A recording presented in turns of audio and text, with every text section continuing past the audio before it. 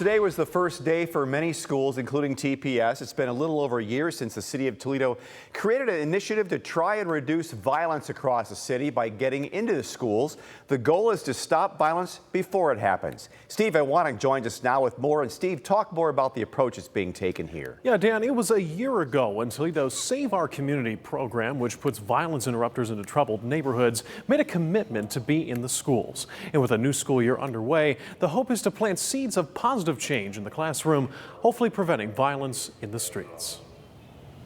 As you know, Toledo saw a record number of homicides in 2021. And since that time, the numbers have dropped.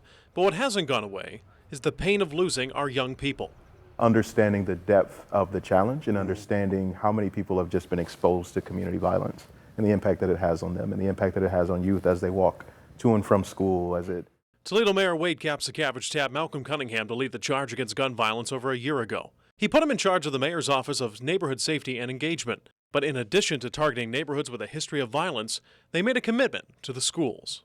Since we take a public health approach to gun violence, our staff are public health workers, and they work with the students to try to develop skills and resiliency. For the last year, the Save Our Community initiative has been embedded in the schools, specifically Waite, Scott, Woodward, and the Maritime Academy. And while the lessons and message isn't built into the curriculum, Cunningham says their work is about building relationships and changing what plagued the past. But the reality is the root causes are not the gangs. The root causes are the things that create the need for them to feel safe and protected among one another. Another hurdle, they say, is not only what the pandemic did to education, but what it's still doing by affecting mental health. It's not gone away. I think that schools have responded as best they can. Toledo announced the Peace in Motion plan last week, with the goal of reducing gun violence over the next 5 years by building community trust, improving support for victims and survivors, and increasing protection.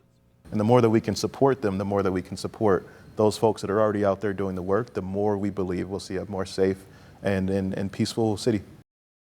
As we've reported, the program uses trained staff called violence interrupters to help reach people. Cunningham says there are currently 11 interrupters across the city, and the goal is to raise that number to 16 in 2025.